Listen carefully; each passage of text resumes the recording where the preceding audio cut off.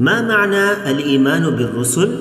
الإيمان بالرسل هو التصديق الجازم برسالات جميع الرسل عليهم السلام وتصديق أخبارهم، فنؤمن بمن سمى الله منهم كنوح وإبراهيم وموسى وعيسى ومحمد عليهم الصلاة والسلام، ومن لم يسمه.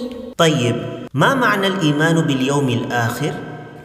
الإيمان باليوم الآخر هو التصديق الجازم بيوم القيامة الذي يبعث الناس فيه للحساب والجزاء، فنؤمن بكل ما أخبر الله تعالى ورسوله صلى الله عليه وسلم عن اليوم الآخر.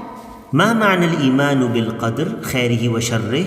الإيمان بالقدر هو التصديق الجازم بأن كل خير وشر فهو بقضاء الله وقدره، وأنه الفعال لما يريد، فما شاء كان وما لم يشاء لم يكن.